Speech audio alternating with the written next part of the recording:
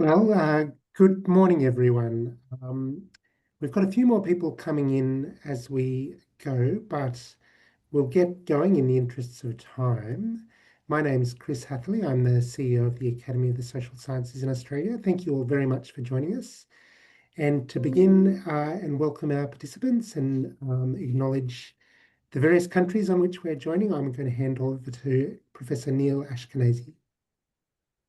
Yes, good morning, everybody, and welcome to this briefing session. I am currently on the land of the Jakarta and the Turrbal people in Brisbane, but we'll just share the ASA welcome to country to begin with, and then after that we will I briefly introduce the scope of the program, the $9,000 that is available to applicants, and what the basic outline of the program is. So let's just stand by for the welcome to country. Thank you very much.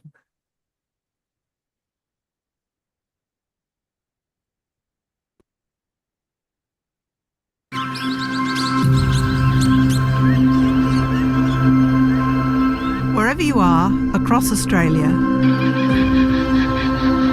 we acknowledge the traditional owners and custodians of this land. The Darug peoples. The Gadigal people of the Eora Nation.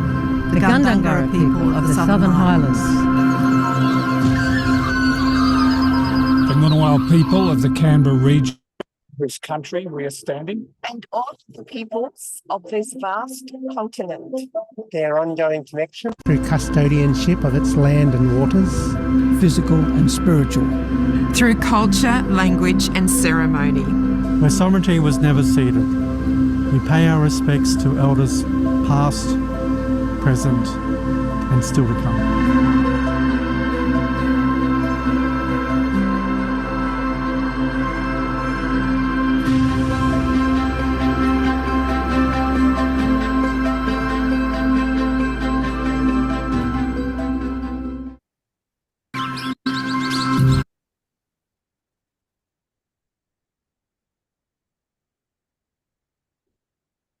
So thanks very much, Zoe. This session is scheduled to go for 1 hour. Basically talking about how you apply for the workshops program, some of the limitations on the applications that you're required to put, what we're looking for in the program. And basically, those details will be outlined to you in more detail by the ASA CEO Chris Hatherley, who will talk to you next. Thanks. Over to you, Chris. Well, thanks very much, Neil, and thanks again to everyone for joining. Just a couple of points. We are going to record the session today. We'll pop it up on the Academy's website for benefit of those who haven't been able to attend. So to that end, we just ask if people wouldn't mind keeping their videos off so that we don't share your faces with the rest of the world as well, and unless you want to, of course. And we'll get to a Q&A section later on as well. So feel free to use the chat function, or there might be a Q&A function on the Zoom meeting here as well that you can use. We'll monitor both. Partway through the session, we're going to be joined by another colleague, a previous grant recipient to this program, Associate Professor Alyssa Milton. And Alyssa's going to talk through her own grant, the process, what the workshop was, how it proceeded, what worked well, but also a little bit of information about tips, I guess, on the process of going through the application, what made it successful and what made the actual workshop successful as well. So Alyssa's going to be with us in about 25 minutes, and she'll talk and then be able to take some questions as well. But yeah, before we get to that, Zoe and I, my colleague Zoe, who manages our fellowship and awards programs, we're going to just give you a bit of an overview of the process, some of the details on how applications are received, how they're assessed, the kinds of things we're looking for in the applications. As Neil said, it's a relatively long-standing program, this workshops program for the Academy. 30 plus years, and over 150 workshops funded over that time, some of which have been spectacular in terms of leading on to bigger collaborations, laying the foundations for ARC Centre of Excellence applications, the basis for edited volumes published in the academic press, for instance, or special issues, connections with policymakers as well. So there's lots that can be achieved through this workshop program. It is a modest amount of funding, as Neil said, $9,000 is what's on offer. But what we find is that it's a useful amount of money to be able to bring people together. Often with a grant in hand, it's possible then to go and leverage additional contributions from universities or other partners. And when there's a kind of a defined, a discrete activity that takes place typically over a couple of days for our workshops programs, although there's obviously some flexibility in that, then the amount of money that can cover catering, perhaps some meeting costs, subsidise or provide bursaries for travel for some early mid-career researchers or Indigenous participants, for instance, that's enough to actually hold a really worthwhile activity. So some of you will, I'm sure, have had experience with this program in the past, either as participants or as organisers, and others might be coming to it for the first time, but we hope you do find this session helpful. And again, please feel free to use the chat function to ask any questions. So on the screen here, that's our lineup of speakers. Neil, we heard from earlier. Neil's the chair of our Grants and Awards Committee and a member of the Academy's board, a fellow of the Academy of the Social Sciences in Australia as well. My colleague Zoe and myself, and then Alyssa, who will be joining us shortly. On my part, I'm joining the meeting from Canberra, from the unceded lands of the Ngunnawal people. Zoe and I are going to tag team a bit. I'm working through this presentation. So Zoe, if you're right to take on the next slide.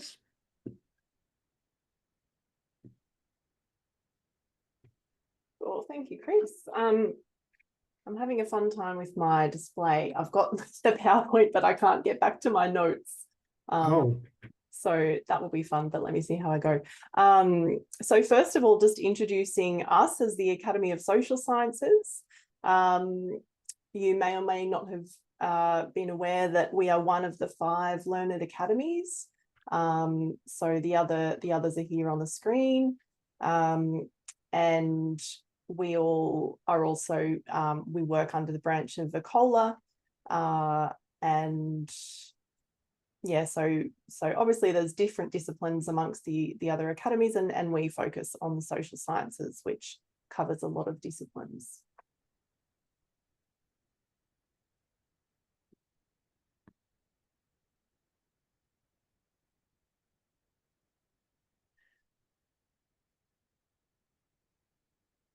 Zoe, if you don't have your notes there, would you like me to kind of talk through these slides? Would that be helpful? Or... that would be great. Thank you, Chris. Okay, sure. Thank you. The joys of online meetings, hey? But so yeah, thanks, Zoe. We're one of these 5 learned academies. Our academy's been around for over 50 years now, so we're long-standing institutions. And we have, as many of you will know, there's an elected body of fellows who really do represent some of the leading scholars in the social science disciplines from across Australia. And that is important in the context of this workshops program, because we do require applicants to have the involvement of one of our Academy Fellows, at least one, if not more, in a convener or co-convener role. So of the several things the Academy does, we have a range of domestic and international programs, but for a long time we've been in the business of providing support to the research community in the form of grants and awards. And I'll just kind of go through some of our grant programs here. So there's the workshops program. You're all here today, so you know something about this. As I said before, it's been running for over 30 years, and it really is intended to provide financial assistance to bring together multidisciplinary groups of researchers around either research and or policy issues on things that are relevant to Australia, to the social sciences today. Sometimes these workshops are purely focused on a research issue, a multidisciplinary research issue. I'm thinking of a recent one we had that was successfully funded on computational social science, for instance. So very much on the research methods and what's happening there, how it impacts across disciplines, what needs to happen, what kind of training and capability development is required. Others are much more kind of oriented on public policy issues, gendered violence, for instance, homelessness, housing supply. So really taking research and evidence as the base, and then bringing people together to discuss a broad range of issues. Other award programs we have, the Paul Burke Award for Early Career Researchers. Again, I'm sure some people on the call will have familiarity with that program, but each year there are 4 awards, up to 4 awards made to outstanding early career social science researchers. And that early career is up to 5 years post-PhD, allowing, of course, for any career interruptions. Many of the recipients of our Paul Burke Award over the past decades have gone on to be nominated for and accepted into the Academy as Fellows. Others have gone on to research leadership positions or leadership positions in government or industry. But if you haven't come across this and you yourself are potentially eligible to be nominated, or you know of somebody within your network who might be worth considering, please do have a look at our website and think about nominations to the Paul Burke Awards as well. The Reschnitz Fund is a new program of the Academy, which is funded through a bequest from the estate of the Reverend Wilhelm Reschnitz. It's a beautiful story. It's quite a long one though, so I won't go into it now. I do encourage anyone who's interested to have a look at our website for more. But this fund is specifically supporting Aboriginal and Torres Strait Islander scholars and knowledge and understanding of Indigenous society, language, and culture. There's a couple of components to this program. There's a grants program which supports early and mid-career Aboriginal and Torres Strait Islander scholars with grants of up to $20,000. It's been running for a few years now, and we've just had a meeting to decide on our latest round of recipients. They haven't been announced yet, so I won't give anything away on the call here, but we've got 4 more outstanding two Aboriginal and 2 Torres Strait Islander scholars who will receive grants at an awards ceremony in September. This program is open to a very broad range of scholars from high degree research student stage, so PhD students are eligible to apply, through to early and mid-career researcher stage up to 10 years post-PhD, I think, from memory. It's also open to people who don't have formal academic qualifications but are working in research roles in professional capacities or with research institutes as well. And the point really is here to develop research capability and to promote and celebrate the contributions of our Aboriginal and Torres Strait Islander colleagues who are working in the social sciences. A couple more very quickly. The Australia-France Indo-Pacific Studies Program. This builds on a long-standing relationship our Academy has had with the Embassy of France, and it provides a range of different grants to people working on Australian and French interests, particularly in the region, in the French overseas territories, but in the Asia-Pacific region more broadly. We've had a small grants program running for a long time, and recently we've taken on management of a DFAT-funded program, the Australia-France Indo-Pacific Studies Program, which has small grants, medium grants, a visiting fellowship program, which is open at the moment, which brings scholars from the region to Australia to work on relevant issues. And there's also a series of strategic dialogues between researchers and policymakers. And then finally, the Australia-China Joint Action Program. Again, this is a small grants program which provides Australian and Chinese early career researchers the opportunity to collaborate.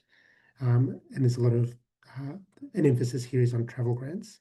They need to be supported jointly by scholars in Australia, but also with backing from the Chinese Academy of Social Sciences as well.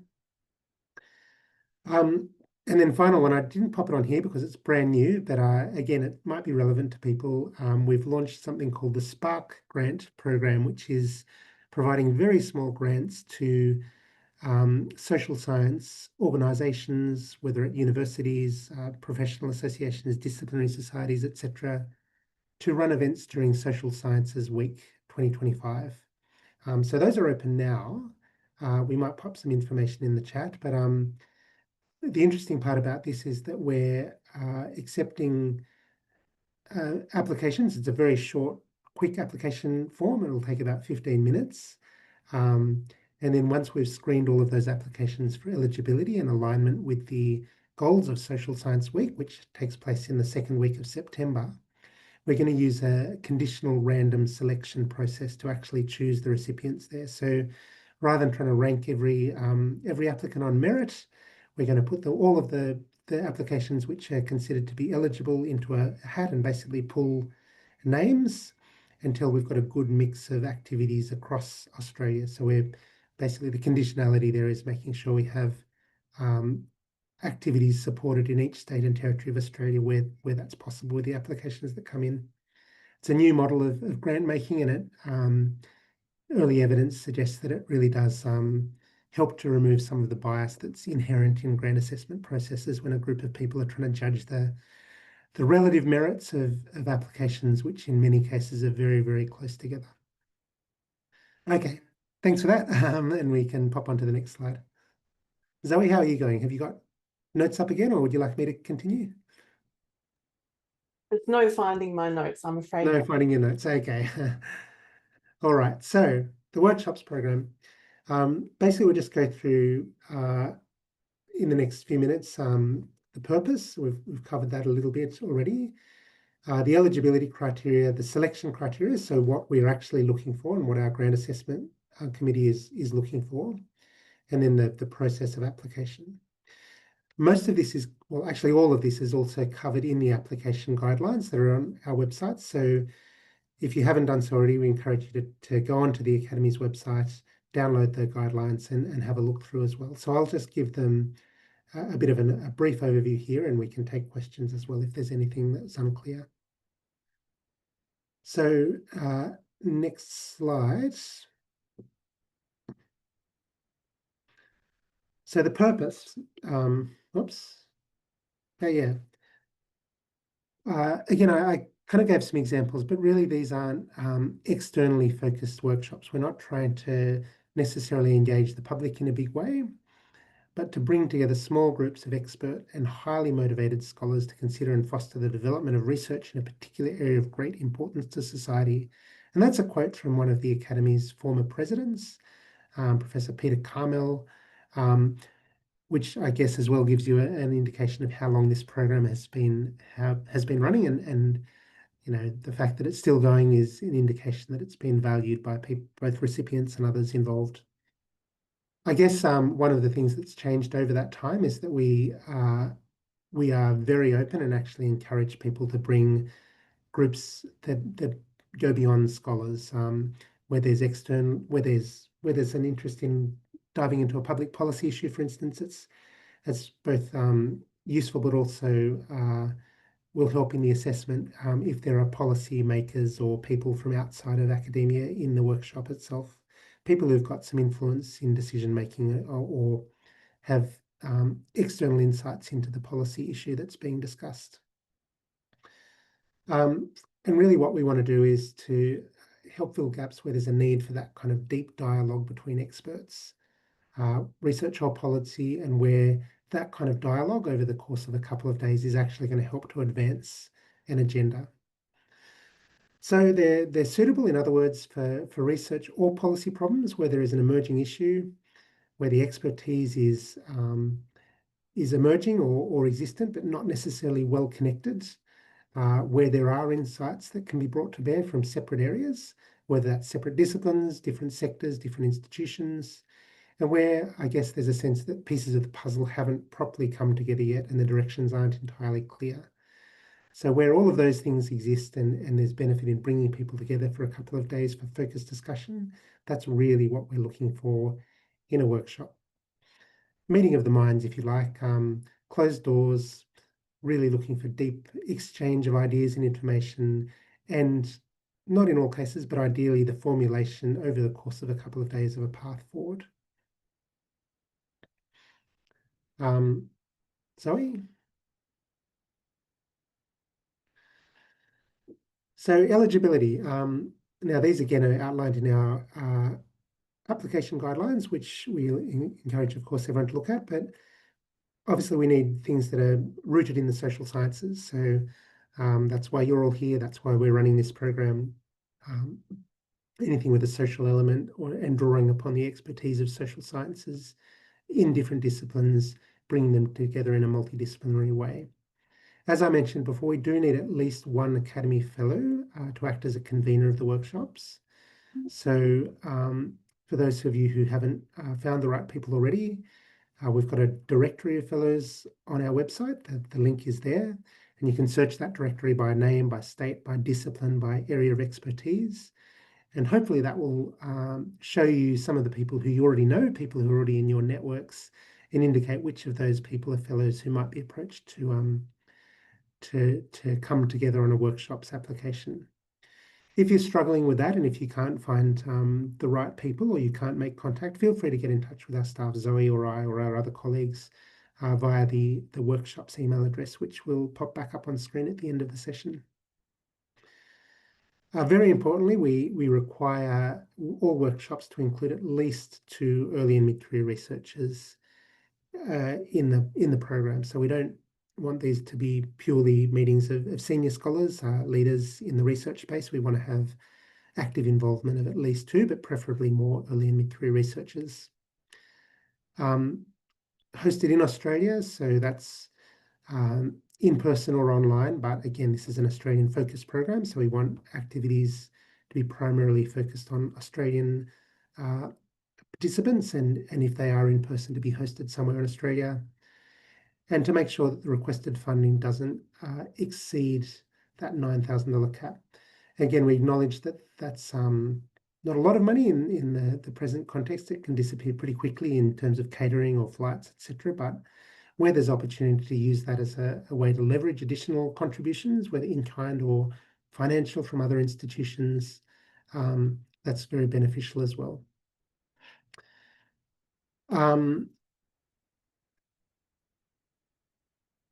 And then at least one of the conveners needs to be employed by an organisation with the capacity to receive a grant. So, you know, we have a funding agreement that we'll execute with the successful recipients, and we need to receive an invoice for that funding that can go to either a university or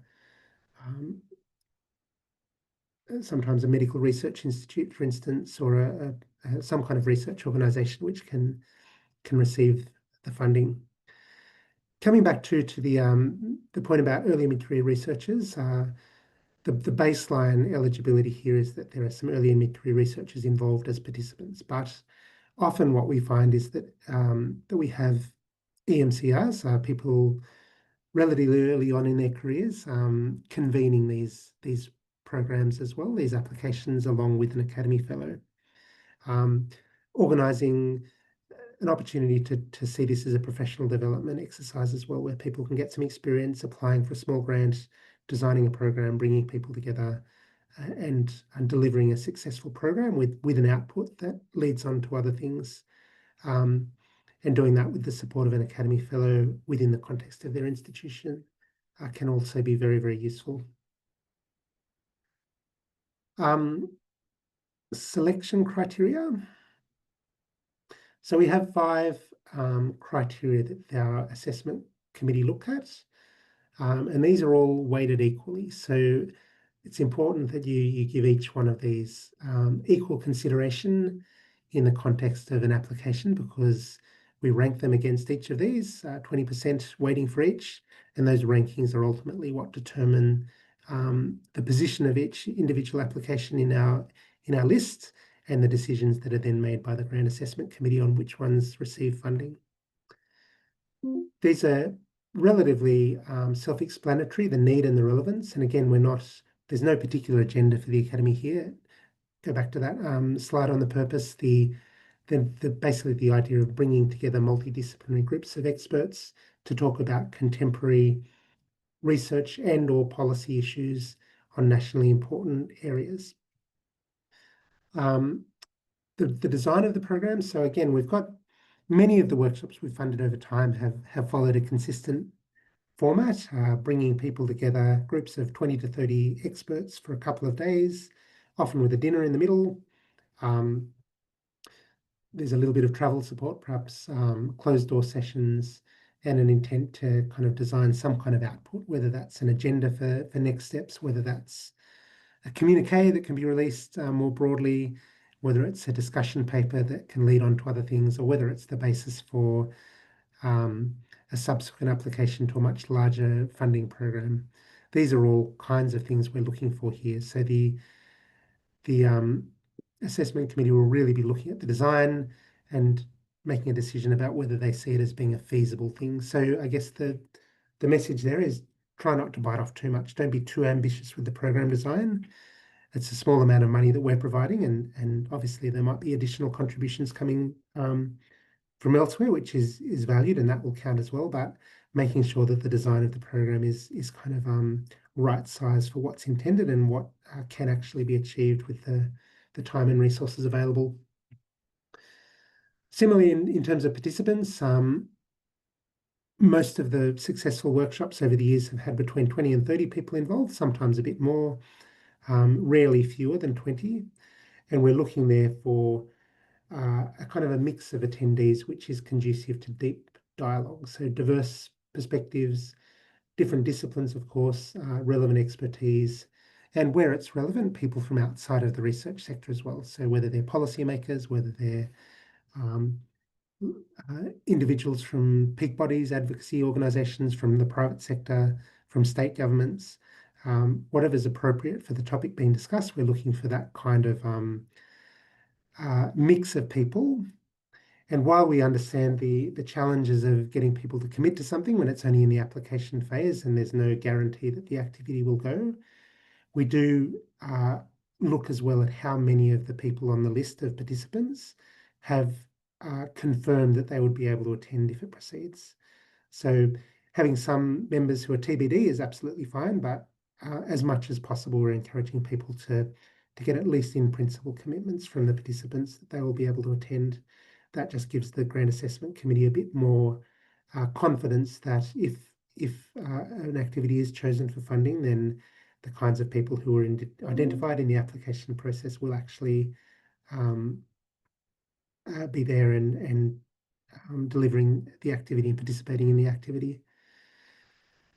Outcomes and impacts, again, this is relatively straightforward.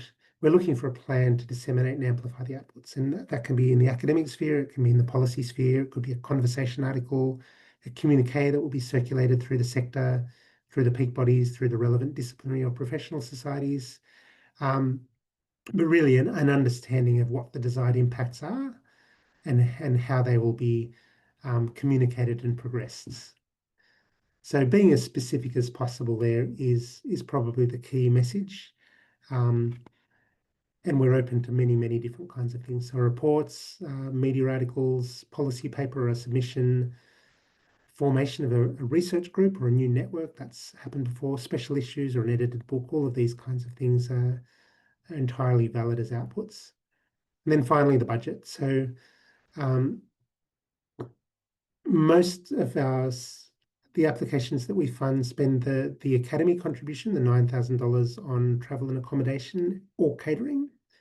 There are no hard rules here, but we just want to see that the budget has been reasonably well thought through, that if there is a need for additional funding, that in-kind funding, that the co-contributions or the in-kind funding is identified and quantified, and if it's confirmed, then that's indicated, or if it's anticipated or hoped for, that's fine as well. There are a couple of rules around the use of budget that are in the guidelines, so I encourage you to have a look at those. But we're pretty open to how these funds can be spent. I think the only exclusion is costs associated with alcohol. So if there is a dinner in the middle, and that's usually a very good idea, and the workshop funds are to be spent on that dinner, people would need to cover their own drinks. Other kinds of things that are appropriate as well, we can fund research assistants to participate as note takers, in preparing background papers, for instance, editing, publication costs, all of these kinds of things are valid in the budget as well. So next slide, I think I'm almost done here. I see Alyssa's joined us as well. So I'll hand over to Alyssa in a minute and she can talk to you about her experience running a workshop and going through the application process, and then we'll open for questions. So we've got a new process for applications this year. For those who've been involved previously, there's now a form which is available through our website, it's an online form to enter all of the information. That has to come in by the 4th of August. So there's just over a month to go. If there are any problems, we encourage people to start that process early. The Jot form link allows people to save and come back to an application, so there's no need to fully prepare all of the answers before you go into the form. You can start it, you can save it, you can share it with collaborators to finalize. And if there are any problems at all, we've tested it and we anticipate there won't be, but do get in there a few days ahead of time so that you can contact our office as well if there are problems. And again, there's the link to the workshops program, which you can find on our Academy website. The application guidelines are there. You can look at past workshops and previous recipients to get a feel for the kinds of things that have been successful in the past. And any questions, email us at workshops@socialsciences.org.au. We look forward to a broad range of high quality applications for innovative ideas by the beginning of August. All right, so we can probably stop sharing that, Zoe, and introduce Alyssa. So Alyssa, I did give you a bit of an intro at the beginning, and thanks for joining us. I know you had some other commitments this morning. Wow. But, Thanks for having me. yeah, we're just really looking forward to hearing from you about the workshop that you were involved in convening, and any tips and hints you might have for the people online today when they're looking to put together their own application. And after Alyssa's spoken, we'll take some Q&A via the chat or the Q&A function on the website, on the Zoom link. Great. Thanks for having me. I'll just share my screen and hopefully it works beautifully with no dramas, but I'll just move it about so you can see it. Is that looking okay? Can everyone see that? Yes. Excellent. Great. Thanks for having me here today.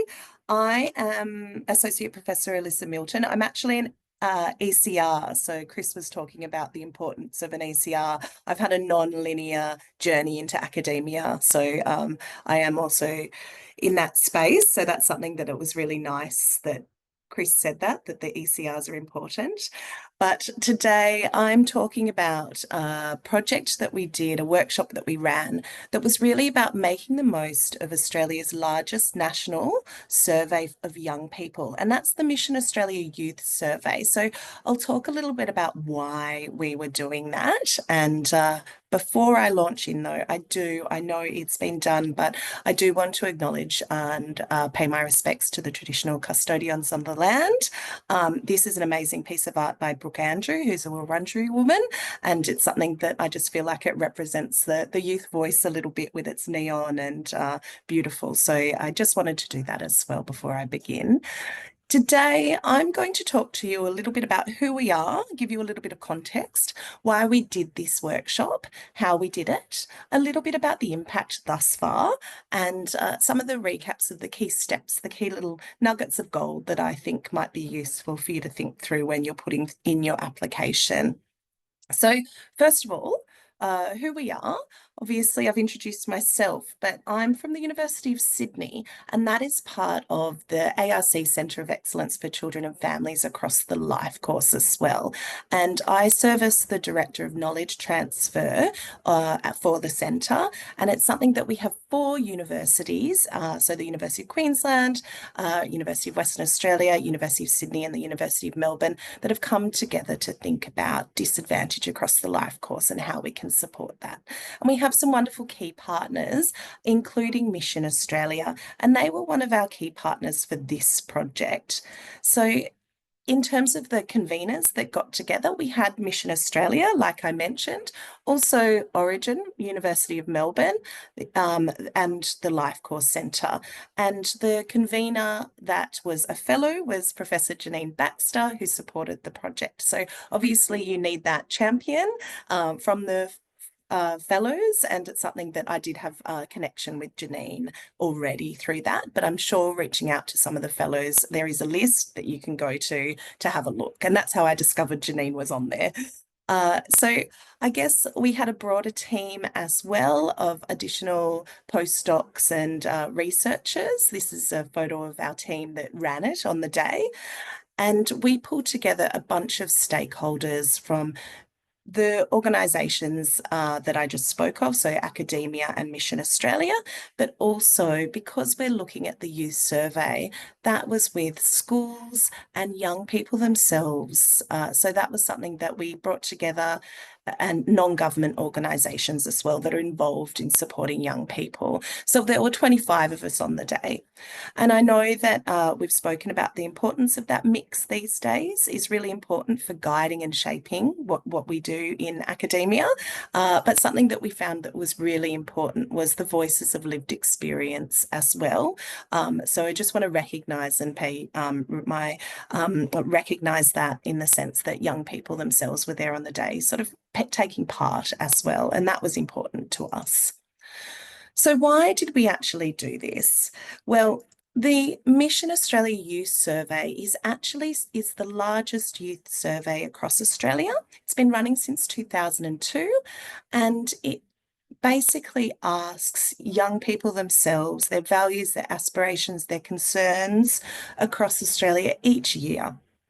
Now, there's actually around 20,000 young people that take part in this survey, aged 15 to 19, and it's representative across every single state in Australia, particularly Victoria and New South Wales and Queensland, but also, you know, the Northern Territory and Tasmania do get a look in as well.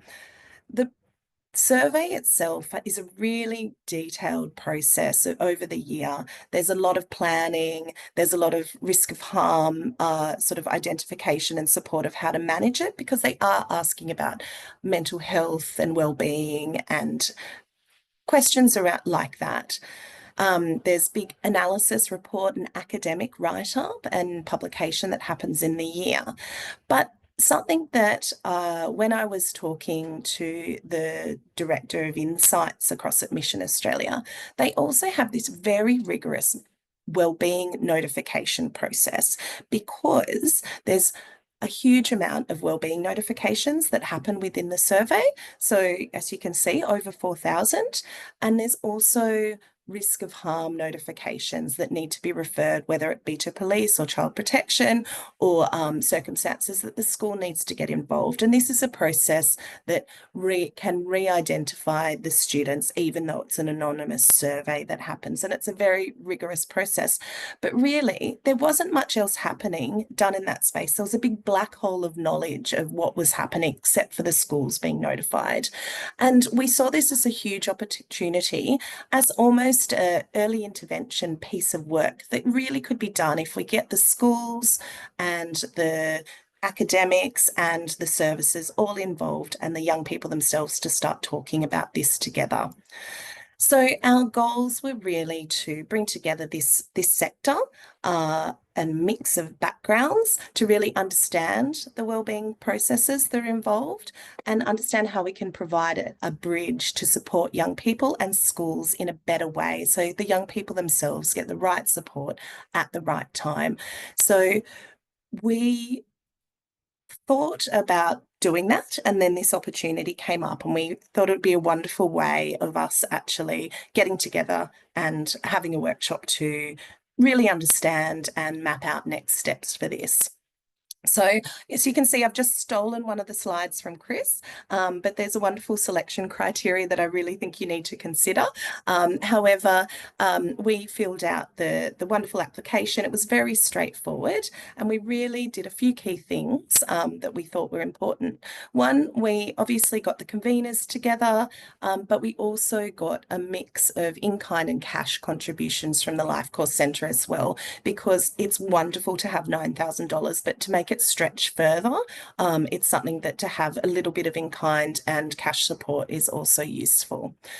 We mostly used our budget for flights and catering. We had the room hire, for example, from the university provided to us in kind. Now, to strengthen the application that we actually did, I do a lot of co-design work and co-production work, and that's something that we embedded in the workshop design to really use some of these techniques to actually get the most out of everybody participating. And so they were really taking part. As I've said, we had 25 people come together, stakeholders from all different places, schools, youth services, young people themselves, and the researchers and the academics to really think deeply about what was going on. I'll just show you what the days looked like. We had a lot of different activities planned. They were jam-packed and very engaging, and something that it was a mix of presentations, so understanding the problem, but then also roll your sleeves up and do some work and thinking together on tables. So I'll just show you a few examples of some of the things that we did. So for example, we presented case studies of real life examples of young people that had been through the risk of harm notifications. We also had young people telling their stories, and these are young people who are trained in safe storytelling, but also hearing from the schools, the principals, the wellbeing officers themselves, so we could really understand the needs of what was happening around the youth survey wellbeing notifications. We did sort of what we call journey mapping to really understand what happens after notifications are raised, what's going on, and what are the needs and wishes in that space. We looked at the networks and resources that already exist around this, so we can think about how we can not only improve it, but use what's there as well. We did wonderful exercises that were really around understanding who those people are in those networks and deep diving into how we might understand what their needs are as well. Then we did wonderful exercises on day 2 in prototyping solutions of what was needed. So for example, understanding future research directions, understanding what the resource packs that the school might need, and then looking at things like, you know, the flowcharts of support as well that might be useful for schools and young people themselves. We did exercises in mapping what was the most important in terms of priorities around whether they're practice solutions, policy solutions, or research solutions. And we prioritized them in terms of, you know, how quickly we could action them and their importance. So we could really get a map together of what would be next. And we also use wonderful tools like Mentimeter, which I'm sure you're all familiar with, to really look at what kinds of things were being endorsed and how we could prioritize them again. So it was multiple layers of prioritization there. And also looking at things like what are the priorities around future co-design research, which was one of the key things with schools that came out. So I guess in terms of the impact thus far, we ended up with a wonderful map of where to next, and that was for the researchers, for the schools themselves, for young people, and for teachers. So that was really useful as a way of us understanding what the next steps would be. And I guess we've had some tangible outcomes and impact already, which is fantastic. But one of these is just a policy piece that we co-authored, Research to Practice report. We also have made a connection across Australia now because we had people from South Australia, Western Australia all fly in. obviously Queensland and Melbourne up to Sydney all to get together. We've got this big network of engaged, wonderful stakeholders to really carry this forward now. We've had further youth consultation about the research itself and the design of surveys, so that's been really fantastic.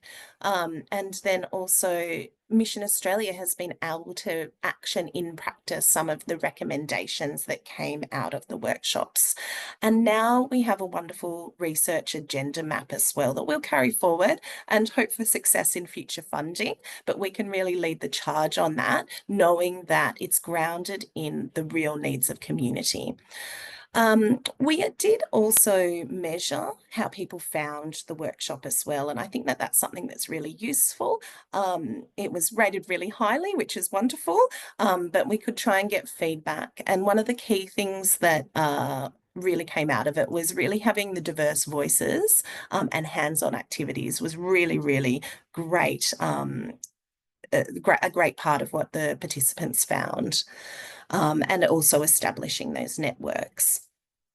Now, in terms of the key steps that I think are really useful when I was thinking about it and asked to present here, I think having a real opportunity is something that really made it worthwhile. We identified something that a place that didn't have much research. There was a gap, but also an area that we thought was potentially very impactful for young people in the schools in terms of supporting post-risk notification once young people take part in the surveys. We worked together in collaborating on what the vision would be for the workshop. So it was something not just academic, it was something that was a mix of real world application as well. And I found that very useful. May not be for everyone, but we found that that was a good way to go.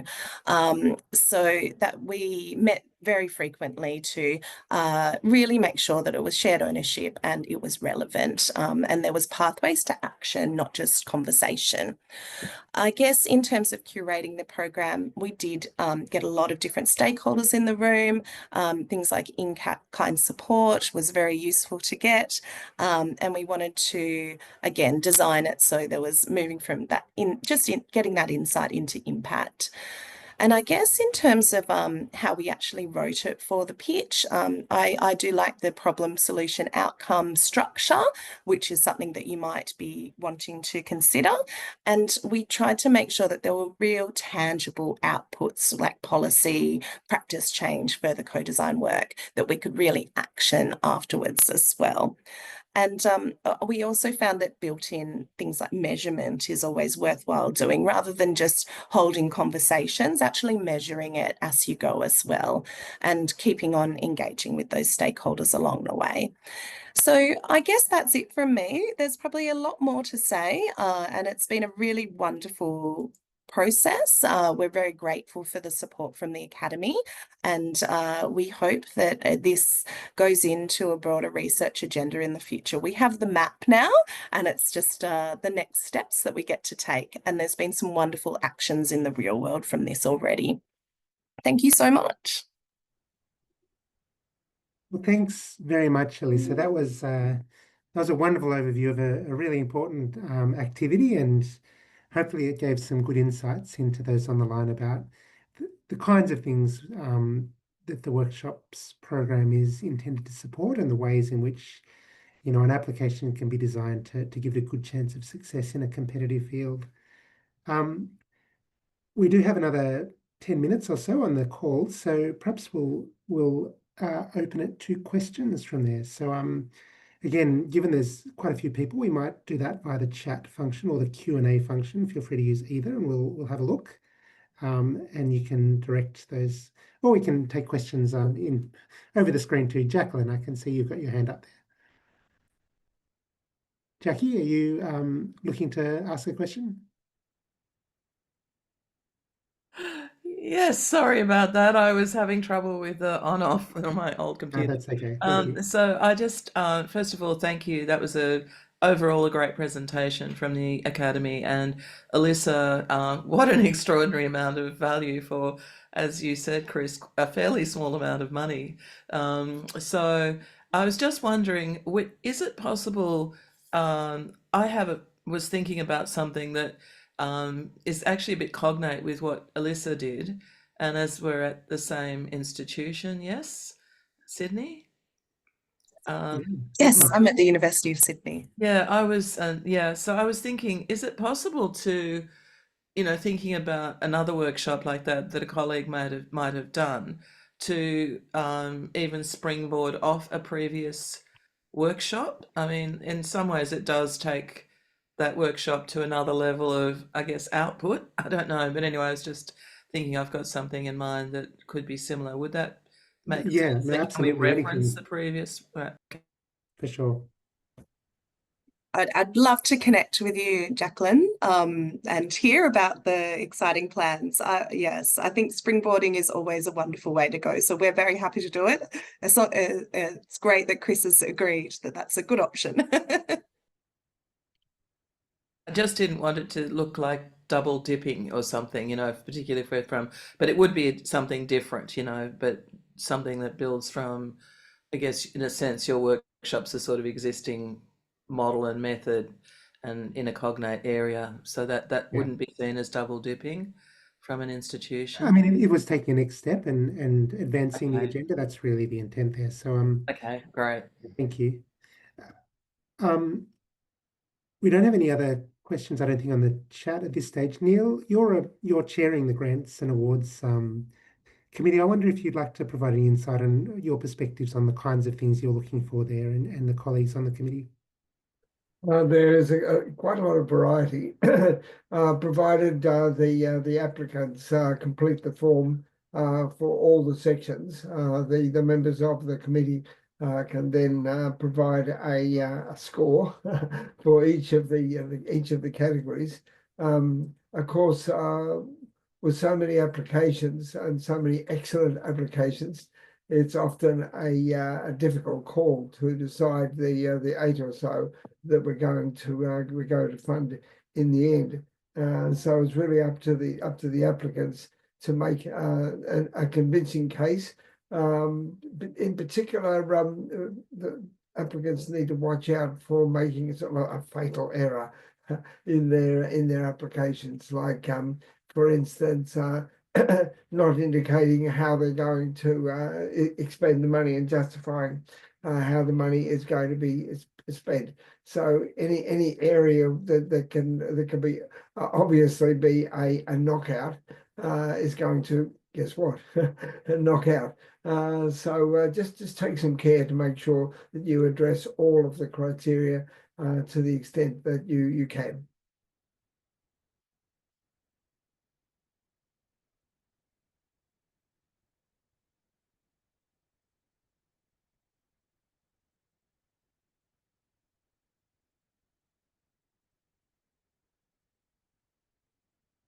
You're on mute, Chris. I'm on mute, sorry.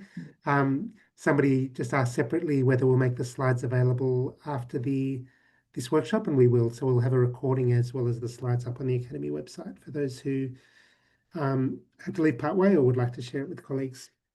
Alyssa. I thought it might be useful to just flag one of the things we did end up paying for as well. Outside of, most of it was flights and catering costs. It is expensive.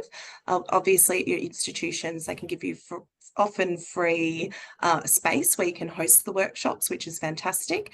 However, we did provide honorariums to young people who weren't being paid as well. And I just thought I'd flag that there's guidelines around how to pay people appropriately for their time who are maybe joining a workshop who aren't in a 9 to 5, academic role that is getting paid already. It's something that, particularly in the mental health space, that's the guidelines around that is important to follow, and I encourage it. Thanks very much, Alyssa.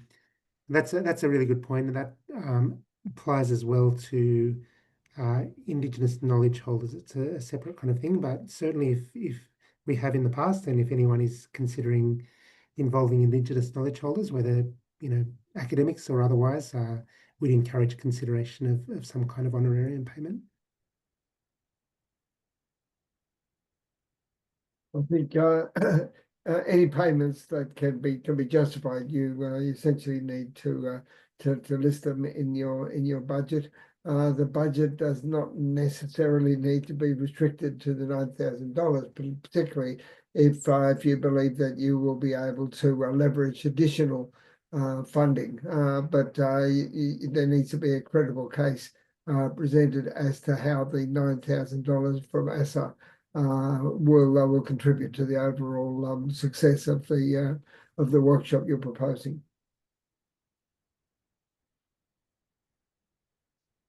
All right.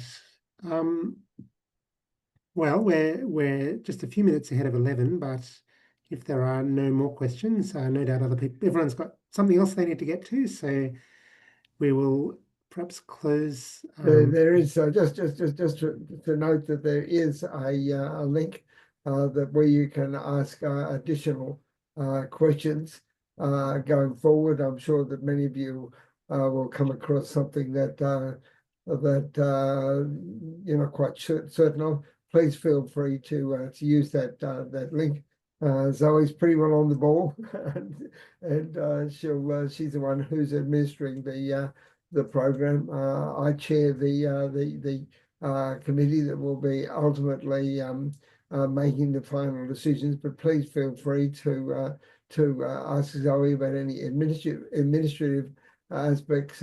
Chris is the one to ask about overall issues that you think are important, which are outside of the general administration. And you've all made a very good start through attending this session, and it's great to see so many people coming along. I see that you're starting to drop off now, but thanks very much and good luck.